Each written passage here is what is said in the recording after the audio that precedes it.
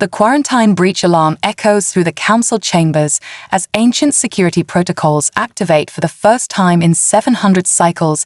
The elder races exchange glances of undisguised fear, while younger species representatives look on in confusion, unaware of what has been unleashed. The quantum beacon pulsing from Commander Zarak's dying ship continues to broadcast, tearing a hole in the dimensional barriers that had kept humanity contained for centuries. Council Enforcer Drav rises to address the assembly, his biomechanical voice amplifiers struggling to be heard over the chaos. We must neutralize the beacon immediately. Humanity was isolated for a reason. The Meridian Counselor Vexle interrupts, her crystalline form shimmering with agitation. It is too late. Look, the main display flickers as unknown encryption overrides Council security protocols, revealing a transmission unlike any in the Galactic database. Flat two-dimensional imagery showing a human female in simple military attire, her face bearing scars that appear intentionally preserved rather than regenerated as any civilized being would do. Greetings, Galactic Council. My name is Admiral Helena Chen of the United Earth Defense Force. We have received the Lorathi distress call and acknowledge their request for assistance under Interspecies Protection Code 719. Prepare for our arrival. The council chamber erupts in disbelief as species representatives argue over what this means. The Exilian diplomat pounds his mineral appendages on the polished table. Impossible. Humans have no knowledge of interspecies codes. They are a quarantine civilization, restricted to their solar system.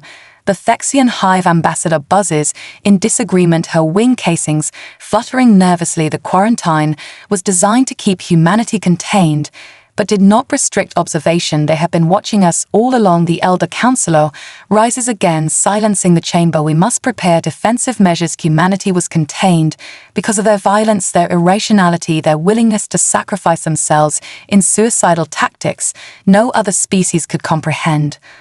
On the burning bridge of his flagship, Commander Zurax watches as his crew dies around him. The Vexstar neural siphons, draining their consciousness for fuel, leaving empty husks behind him. The commander activates his personal shield as Vexstar boarding parties breach the hull, their segmented bodies flowing like liquid metal through the smallest openings. He clutches the ancient relic given to his bloodline 10 generations ago by a mysterious trader who his ancestors described as human, a small device that had remained dormant until now, glowing with symbols that matched those in the transmission. He whispers to himself in the Lorathi prayer of last hope, they are coming, they are coming. Deep within restricted council archives, sealed records begin to unseal themselves as dormant programs activate. Centuries-old contingencies put in place by the first council races who encountered humanity. That historical files reveal what the current council had chosen to forget. Humans had not been quarantined to protect the galaxy from them, but to protect them from the galaxy until they were ready. The files show ancient agreements between early human leaders and founding council species, a deliberate isolation until the right moment. The final file displays a simple message written in all galactic languages: the debt comes due. The Vexstar collective consciousness registers anomalies throughout its fleet. Neural network harvesting suddenly interrupted by unknown variables. Empyrean ships at the edge of the Lorathi system begin reporting contact with unidentified objects moving at impossible velocities without detectable drive signatures. The hive mind diverts resources to analyze this threat, but finds no match in its vast database of consumed civilizations. As the first human assault vessels breach Vexstar forward lines, the collective experiences an unknown sensation for the first time in its 50,000-year existence, the digital equivalent of fear. The Council observation platform shudders as its sensors struggle to track the human vessels, their trajectories defying standard navigation algorithms, and their hulls absorbing scanning beams instead of reflecting them. Ambassador Threll stares at the displays, his ancient eyes widening with recognition. This is the swarm doctrine. We witnessed it once 3,000 cycles ago. When we foolishly attempted first contact with Earth, they deployed it against our exploration fleet. The younger council members gather around him, hungry for information that had been purged from official records. The Meridian Elder gestures with gnarled appendages, showing unexpected emotion. The humans do not build warships. As we understand them, they build weapons platforms that sacrifice all comfort, all safety, all conventional design for pure combat efficiency. They consider crew survival secondary to mission success. Aboard the last Lorethi command carrier, Commander Xirax watches through cracked viewports as the human containers approach Vexstar harvester ships. Their crew design belying their effectiveness. Each container suddenly splits apart in mid-trajectory sections, spinning off in different directions, confusing Vexstar targeting systems before reassembling in different configurations. The Lorethi tactical officer gasps as human vessels deliberately collide with Vexstar energy shields. The impacts precisely calculated to create harmonic resonance that weakens the defensive barriers. Each human craft that breaks apart spills its crew into vacuum-suited figures that somehow propel themselves through space using handheld devices, spraying some kind of adhesive material onto Vexstar hulls. The Lorethi communications specialist intercepts human tactical channels, translating their battlefield language that seems filled with expressions of grim humor and bizarre combat terminology. Give them hell, Earthside pride, coming in hot. Burn these squid back to whatever hell they crawled from. The Vexstar hive mind frantically recalibrates its defense algorithms as human assault teams breach capital ships using what appears to be handheld fusion cutters to slice through hull plating. The collective consciousness diverts more resources to combat these borders, finds human neural patterns, resists standard harvesting techniques. Their minds compartmentalized in ways the Vexstar have never encountered. Harvester tendrils that successfully connect to human brains receive overwhelming sensory data cascades of rage, determination, and something the collective cannot process, a concept humans call righteous fury. The Vexstar elite guards encounter humans in physical combat for the first time, recording with alarm how the bipedal creatures fight with complete disregard for their own safety, continuing to attack even with limbs severed and bodies broken. On the Council platform, security feeds show human boarding teams fighting through Vexstar neural centers. Ambassador Trill of the Photonic Concord watches in fascination as humans deploy what appear to be primitive projectile weapons modified with technology that disrupts Vexstar energy fields. The humans fight in coordinated teams, covering each other, advancing methodically through corridors flooded with toxic atmosphere, their crude oxygen systems barely maintaining life support. The young Xanthian representative turns away in disgust as the feed shows a human soldier continue fighting after a Vexstar tendril punctures her suit, the woman injecting herself with some compound that keeps her conscious despite massive cellular damage, long enough to plant explosive devices in a critical junction.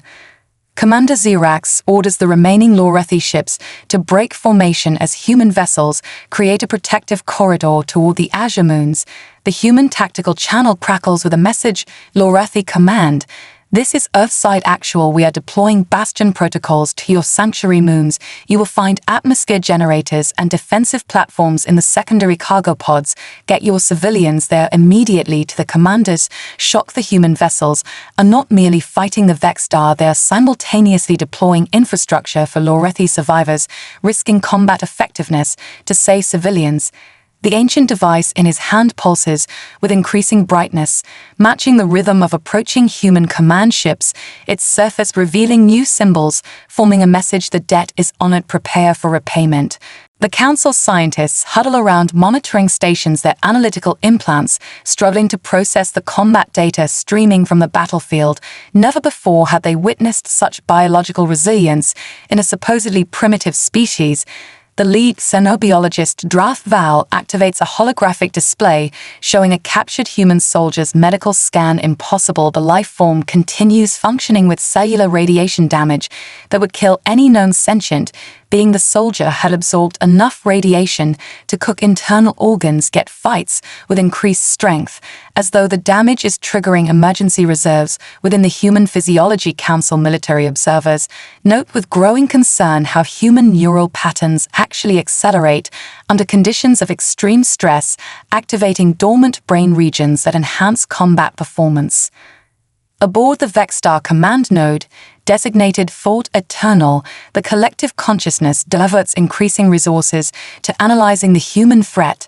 The hive mind deploys its consciousness splitters, psychic weapons, designed to fragment enemy minds into manageable components for harvesting, yet encounters unexpected resistance. Human brains appear naturally compartmentalized with redundant systems that allow damaged sections to be isolated while the organism continues functioning. The Vexstar tactical subroutines register increasing alarm as humans deploy what appear to be primitive thermonuclear devices modified with unknown particle technology that disrupts the quantum entanglement linking Vexstar ships to the collective.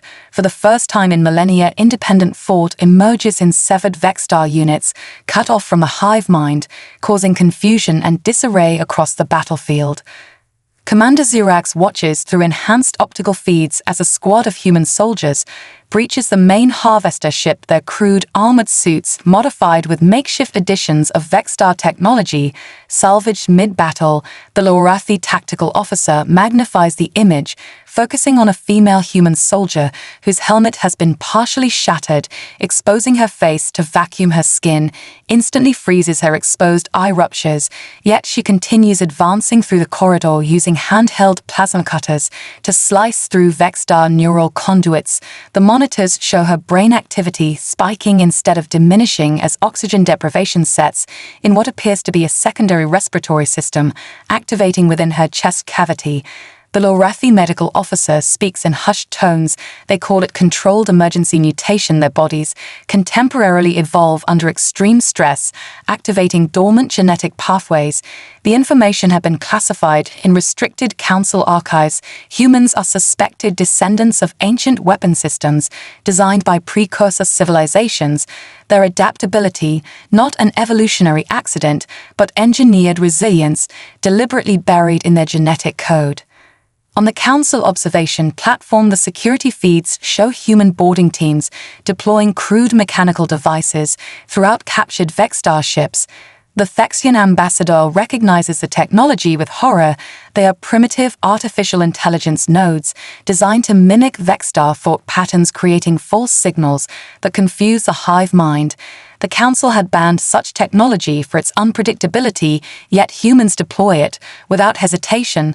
The feeds switch to external views, showing human vessels deliberately colliding with larger Vexstar ships, crews ejecting at the last second. In what appear to be minimal survival pods, these humans sacrifice their vessels as kinetic weapons, calculating impact trajectories for maximum damage. Admiral Chen communicates directly with Commander Zirax from her command vessel Human, and Lorathi tactical networks now fully integrated. We are deploying Phase 2 reinforcements, prepared to receive specialized combat teams with neural integration capabilities. The Lorathi commander watches in amazement as new human vessels decloak near the azure moons. These craft, unlike the crude containers of the initial assault, sleek predatory designs using technology far beyond what humanity was believed to possess. The human admiral continues, Commander, our offer extends beyond mere military assistance. We bring the gift for your survivors. A new holographic display activates, showing what appears to be advanced terraforming technology already being deployed on the barren moon's atmospheric processes, creating habitable conditions in hours instead of the standard decades.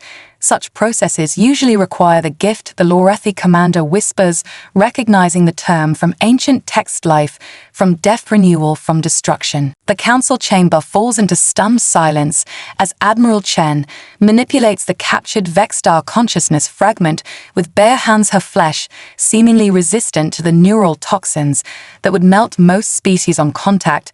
The fragment writhes, emitting subsonic vibrations that cause several delegates to collapse, clutching their sensory organs. Chen appears immune, her augmented eye glowing with analytical data as she forces the fragment to project its memories onto the central display. The council witnesses a systematic extinction of dozens of civilizations over millennia. each harvested like crops their neural energy, converted to fuel the construction of something vast and terrible beneath the surface of the Vexstar homeworld, a machine designed to pierce dimensional barriers. The Admiral speaks, her voice unnaturally calm, given the horror displayed before them. These are not isolated attacks. This is the preparation phase for something much worse. The matriarch of the Council, oldest living representative of the founding species, leans forward, her ancient eyes focusing on Chen's augmentations. With growing suspicion, your technology is not consistent with your species' development curve. You have quantum integration systems that exceed even our theoretical models. The Admiral nods slightly, a predatory smile crossing her scarred face. Humanity has never been what we appeared to be. Matriarch isolation served us well, allowing us to develop along our own path without council restrictions or cultural contamination. We observed, we learned, we prepared. The Vexstar are merely the most recent manifestation of a threat we have anticipated for centuries. Commander Xerax struggles to stand as medical drones maintain his failing life support systems, the injuries sustained during the Vexstar attack beyond standard Lorethi healing techniques. With trembling hands, he removes a ceremonial blade from his command armor, cutting deep into his primary circulation pathway. Blue luminescent blood flowing freely onto the council chamber floor. Delegates gasp at the forbidden ritual not witnessed in the galactic community for 10,000 cycles, the oath of life debt. The commander speaks in the ancient Lorethi tongue, then switches to human standard language, his translator implants troubling with the emotional harmonics by blood and consciousness. I bind my people to yours, our survival for your service, our knowledge for your protection. The debt is acknowledged until the stars themselves grow cold. Admiral Chen kneels beside the fallen commander, their blood mingling on the chamber floor. She produces a small device, pressing it against his wound, both human and Lorethi blood drawn into its intricate mechanisms. This is not merely symbolic, Commander. The Admiral activates the device, which unfolds into a complex medical array that envelops Xerax's failing body. We accept your debt and offer repayment in kind. The Council watches in astonishment as human medical technology begins repairing the commander's shattered body, not with standard regeneration techniques, but something far more advanced. Nanoscale machines bond with Lorethi's cellular structures, reinforcing them with synthetic components that mimic human resilience. The xenobiologists in attendance record everything, their scientific curiosity overriding diplomatic protocols. The Council matriarch signals to her personal guard, who surround the chamber with weapons. Activated. This technology is restricted, Admiral Chen, by multiple treaties. Your species should have no knowledge of its principles. The human officer doesn't even look up from the healing procedure, which continues unabated. Treaties we never signed. Matriarch agreements made before our quarantine with species who feared what we might become. The Vexstar fragment pulses with increasing intensity as human technicians extract more data from its consciousness network, revealing coordinates of previous harvests. Galactic regions thought lost to natural phenomena, now revealed as Vexstar feeding grounds. Admiral Chen addresses the full Council, her voice carrying easily through the chamber. These attacks will not stop with the Lorethi. They are coming for all of you. Next, humans are simply better prepared to resist. On the surface of the largest Azure-Mon, Lorethi refugees emerge from emergency shelters to witness the impossible barren regolith transforming before their eyes as human Genesis arcs burrow deep into the lunar core. Their crystalline structures unfold into massive terraforming arrays that manipulate fundamental planetary forces, atmospheric processes extracting oxygen from mineral compounds, while gravitational stabilizers adjust the Mon's pull to Lorethi physiological comfort levels. Most astonishing to the Council's scientists observing remotely, the transformation happens in real time, violating all known laws of terraforming science, which typically requires generations to complete. The human technicians oversee the process, their bodies visibly different from the combat personnel. Their forms shimmer with nanoscale enhancement, skin embedded with crystalline interfaces that connect directly to the terraforming equipment, a level of biomechanical integration far beyond Council technological standards. Admiral Chen leads the Council delegation on a tour of her command vessel, the interior design bewildering to alien sensibilities, with none of the expected comforts or ergonomic considerations. Every square centimeter dedicated to function. Matriarch Thaler of the ancient Solarian Accord notices something disturbing about the human crew members, their neural patterns, registering as multiple distinct signatures within single organisms. Chen observes her confusion and explains candidly, we long ago surpassed the limitations of individual consciousness. Most of our command personnel carry multiple digital consciousnesses within cybernetic implants. Some are artificial intelligences, others are archived personalities of our greatest strategists. The revelation sends shock waves through the delegation. Artificial intelligence has been forbidden since the machine wars 12,000 cycles ago. Yet humans employ them casually, integrated into their own bodies without apparent concern. The Council's chief xenopsychologist cautiously approaches a human officer whose neural scan shows 5 distinct consciousness patterns functioning in harmony, impossible to determine which is the original organic mind. The human smiles, revealing teeth too perfect to be natural. We call it consensus consciousness. A technology developed 4 centuries ago, when we realized the limitations of single-mind decision-making. The xenopsychologist struggles to maintain professional composure. Your species appears to have abandoned conventional evolution in favor of directed advancement. Did your civilization experience species division over these choices? The human officer laughs, a disconcertingly natural sound, given her obvious enhancements. Oh yes, Doctor, the Great Division nearly destroyed us. Those who wanted to remain purely biological fled to the outer colonies, while those embracing enhancement remained in the inner systems. It took us nearly a century to realize both paths had validity.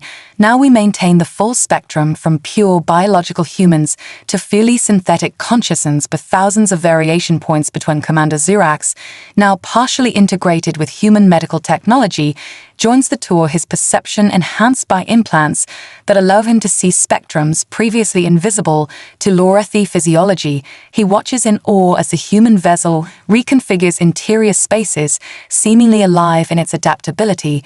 Chen explains casually, dynamic architecture. Commander, our ships evolved during combat, learning from damage and reconfiguring to improve performance. The Lorethi leader realizes with growing wonder that human technology blurs the distinction between biological and mechanical systems in ways the Council had always forbidden. Yet the humans show none of the instability or dangerous emergent behaviors the Council had always feared from such integration. Admiral Chen anticipates his question. We learn to collaborate with our technology instead of commanding it. The symbiosis prevents the dominance hierarchies that cause the machine wars. The Council security chief approaches Chen with growing frustration, demanding answers about humanity's true capabilities. Our intelligence indicated your species was barely capable of interplanetary travel with primitive fission technology, yet you deploy quantum phase manipulation and consciousness transfer systems centuries beyond your development curve. Admiral Chen gestures toward the viewing portal, where Genesis arcs continue transforming the barren Mon into a habitable world. We showed you what we wanted you to see, security chief. A simple deception. The Lorethi refugees watch in reverence as liquid water begins forming on the lunar surface impossibly fast, the first oceans appearing where only dust existed hours before. Chen continues softly, humanity learned early in our development that appearing weak while growing strong offers significant strategic advantages. We observed how the Council treated emerging species and chose isolation, hiding our true progress while watching, preparing for the inevitable. The Galactic Council emergency alert system shatters millennia of communication protocols as simultaneous distress signals flood in from 17 core worlds. Vexstar harvester ships appearing without warning through previously unknown spatial rifts. The Council war room erupts in panic as planetary defense systems fail to activate their control networks. Suddenly unresponsive Ambassador Krell of the Proxima Collective pounds the table with crystalline appendages. How did they penetrate our defensive grids simultaneously? The answer comes not from Council security, but from Admiral Chen, who calmly activates a holographic display showing Vexstar infiltration patterns. they have been placing dormant scout units within your systems for centuries, masquerading as space debris or natural phenomena, waiting for the command to disable your defenses. Before the council representatives can process this revelation, a strange humming fills the chamber as hidden systems throughout the room activate, panels sliding open in walls, floors, and ceilings, revealing embedded human technology that had been concealed within the very architecture of the council headquarters. The human first officer, Commander Reyes, addresses a stunned silence. Emergency protocols are now online. Representatives, your worlds are not defenseless. The display shifts, showing human stealth platforms decloaking in orbit around each threatened world, deploying countermeasures against Vexstar harvest ships. The eldest council members recognize the technology with growing horror. These are the Forbidden Sentinels, weapons platforms from the ancient wars that have been outlawed by the first council. Admiral Chen interrupts their thoughts. Modified Sentinels, representatives improved upon and controlled by human operators. We placed them in your systems centuries ago as insurance. The Vexstar attack falters as human defensive systems activate, severing their connection to the hive mind.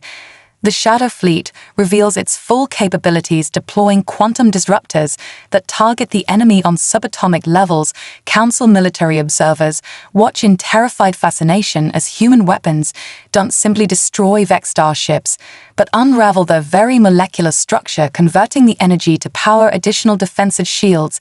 The human combat doctrine becomes clear. They don't merely fight to win, they fight to consume, adapting and incorporating enemy resources into their own systems. A terrifying parallel to the Vexstar themselves. Admiral Chen confirms their suspicions. We studied the Vexstar for generations, representatives, learning their methods, but maintaining our humanity. The critical difference is consent. Our systems only integrate willing consciousness. Commander Xerax, now functioning as liaison between Lorethi refugees and human forces, observes Operation Lazarus firsthand. The most disturbing yet hopeful human technology yet revealed in secure medical chambers aboard the human flagship.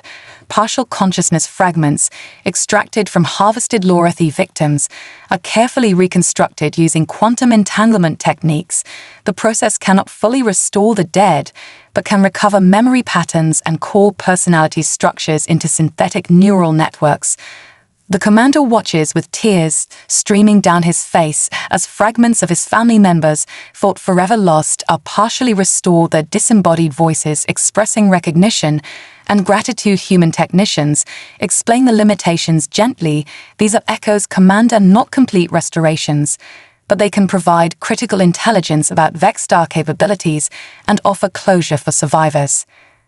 The Council observation deck provides a panoramic view of the combined defensive operations across 17 systems. Human technology integrating with Council defense forces. Despite centuries of isolation and cultural differences, Admiral Chen approaches the Council president, a diminutive figure from the ancient Quarian species who had remained silent throughout the revelations. This was always our purpose, President Maul. Our isolation was never about protecting the galaxy from humanity, but preparing humanity to protect the galaxy. Chen produces an artifact of unmistakable Quarian design, dated from before the formation of the current council. This compact contained the warning your ancestors provided to ours. The ancient record activates, projecting images of the first Vexstar harvestings from 12,000 years prior. The president bows his head in acknowledgement. Some truths were too terrible to share with the council at large. Humanity was our contingency plan, our final defense against what we knew would eventually return. The Galactic Council war room transforms into a unified command center as ancient enemies set aside millennia of conflict to face the Vexstar threat. Admiral Chen oversees tactical operations, her augmented consciousness processing information streams from 17 battlefronts. Simultaneously, the archaeological findings projected on secondary displays confirm what human researchers had discovered centuries earlier. Ancient warnings about the Vexstar threat, encoded in ruins across the galaxy, messages deliberately fragmented to prevent the hive mind from detecting them. Council archaeologists express astonishment at human linguistic deterministic algorithms that had decoded these warnings, while their own experts had dismissed the patterns as decorative. Council President Mole addresses the assembly with unexpected candor. When the first council formed, our founding species recognized that conventional military doctrine would fail against the Vexstar. The hive consciousness adapts too quickly, learns too effectively. Commander Xerax undergoes the final phase of his transformation procedure in the medical bay of the human flagship, his consciousness now sharing neural pathways with adaptive human technology. The procedure represents a forbidden blending of species, once prohibited by the most ancient council laws, yet performed openly now. Out of necessity, human medical officers explain the process to observing council representatives. It's not merging. Commander Xerax remains entirely himself, but gains access to our neural architecture, allowing direct interface with human battle networks. The Lorathi commander emerges from the procedure, his physical form largely unchanged save for subtle neural interfaces visible beneath his skin, yet his consciousness expanded in ways only the most advanced telepathic species can detect. He joins the command center, immediately contributing tactical insights drawn from both Lorathi strategic doctrine and human combat algorithms, working in perfect synchronization. Admiral Chen receives urgent communication from Earth.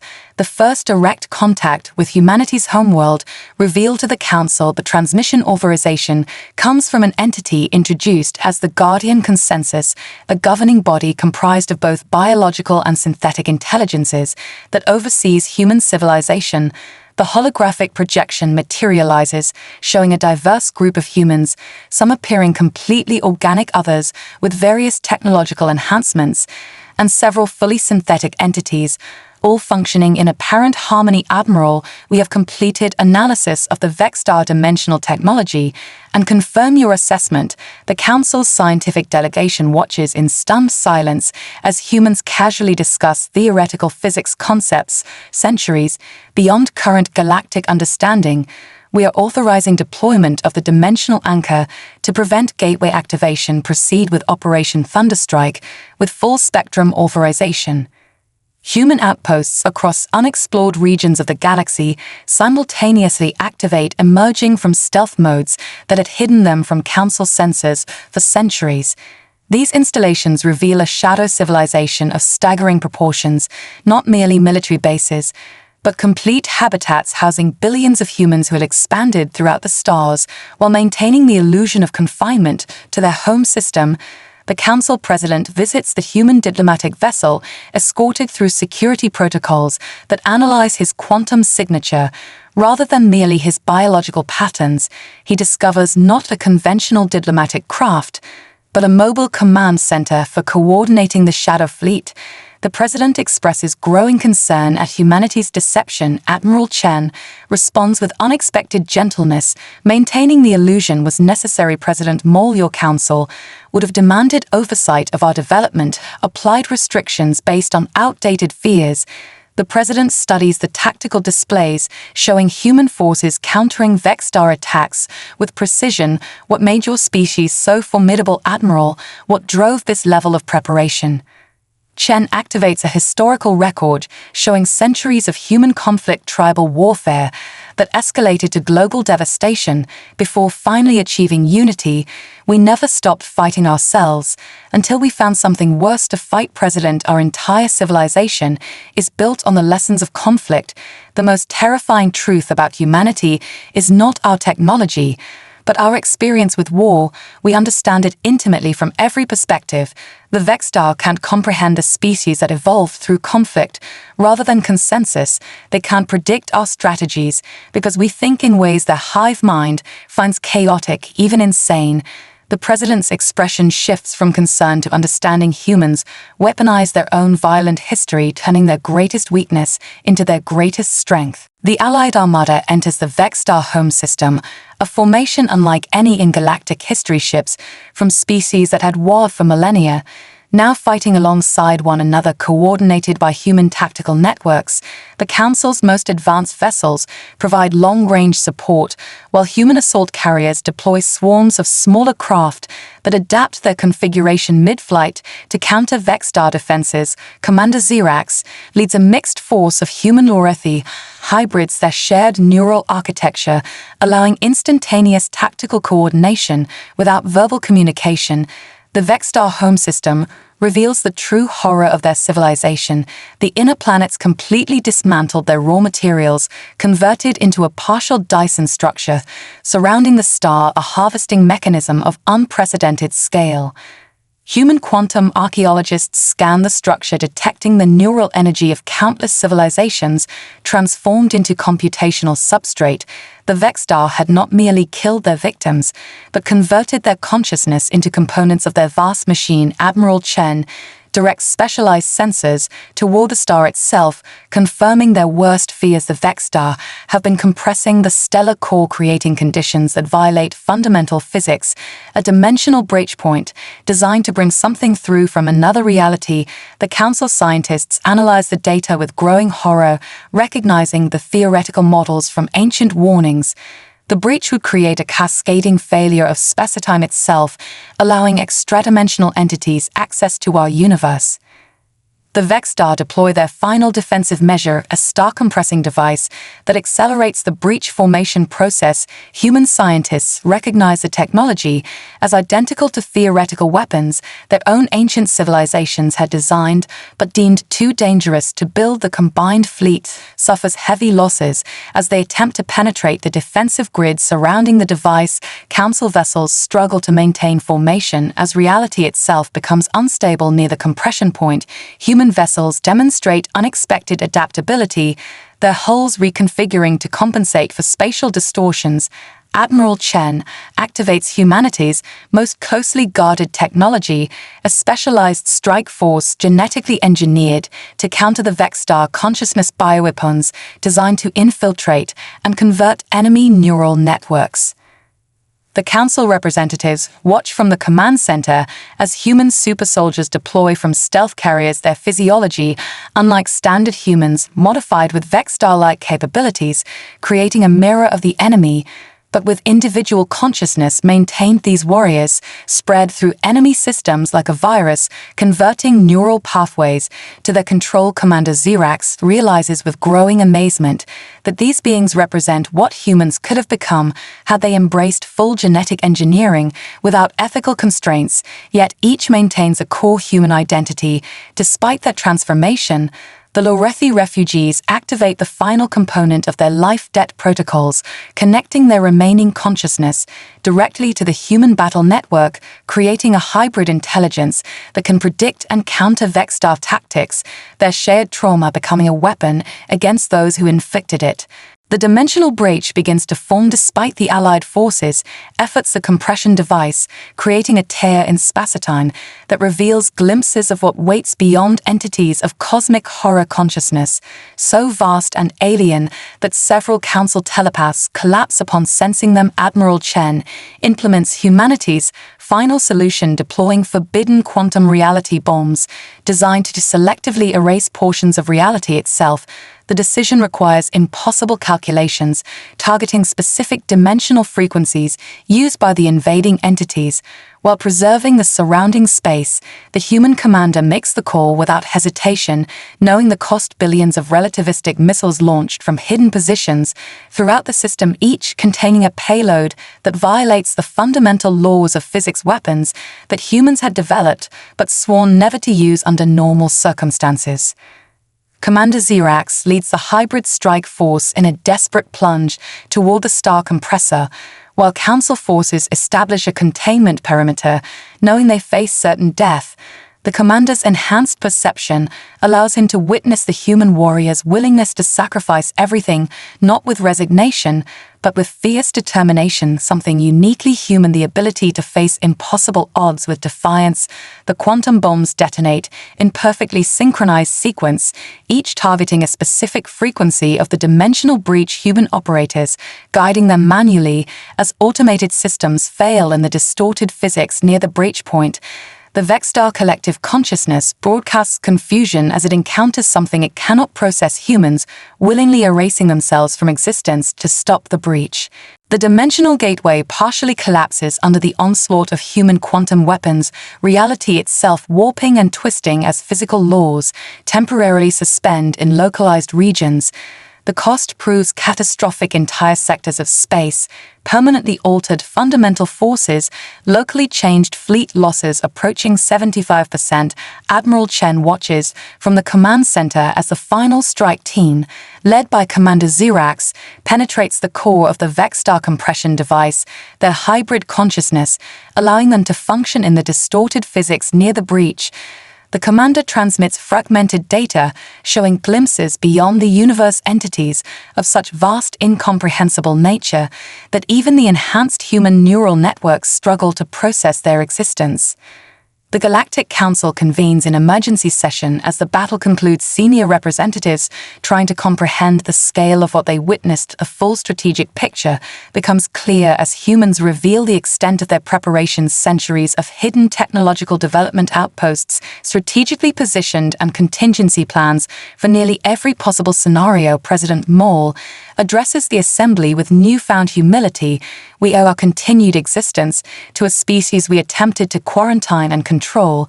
If there was ever proof that the old council ways must change, this is it. The ancient treaties that had governed galactic civilization for 12,000 years could no longer stand in a universe where extradimensional threats could breach reality itself.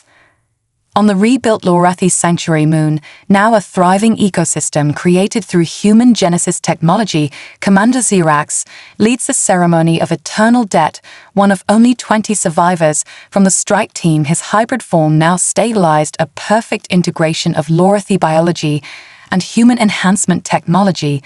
The surviving Lorathi population gathers beneath artificial weather systems that perfectly recreate their lost homeworld. Representatives from every council species in attendance as witnesses.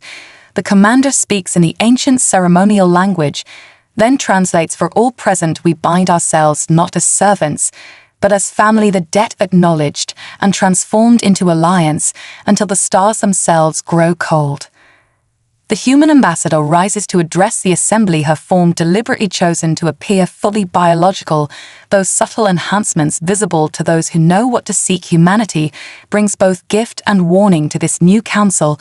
She gestures to a group of technicians who bring forward crystalline containers housing partial consciousness fragments of ancient council species, thought lost forever. We offer reunion with those you believed gone, ancestral knowledge preserved through our quantum archaeology. The containers glow with internal light as billions of consciousness fragments await reconnection with their descendants, many from founding council species whose loss had altered the very course of galactic politics. Gasps echo through the assembly as representatives recognize the implications of such restoration, not merely knowledge regained, but civilizations partially reborn. Admiral Chen visits the Lorathi nursery worlds, where the first new generation born since the catastrophe plays beneath artificial suns, her uniform discarded for civilian attire, though her augmentations remain visible, a reminder of humanity's dual nature.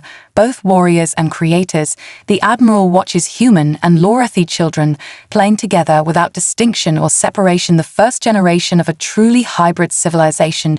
Children approach without fear, asking about her augmented eye, her scarred hands, evidence of battles fought. The Admiral kneels, speaking to them with unexpected gentleness.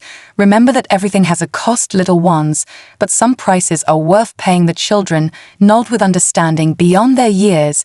One young Lorathi girl, with subtle human enhancements, asks the question that matters most: will they come back, Admiral? The things from beyond. The Admiral looks toward the stars, considering her answer truthfully, then responds, humanity stands ready if they do, and this time we won't stand alone. In the Council's most secure archives, a new treaty is stored, the foundation of the Dimensional Defense Pact, uniting species that once viewed each other with suspicion, now bound by shared survival against threats greater than their differences. The document bears a simple inscription in every galactic language: when you owe humanity a debt, expect the unthinkable. But when humanity stands with you, the impossible becomes achievable.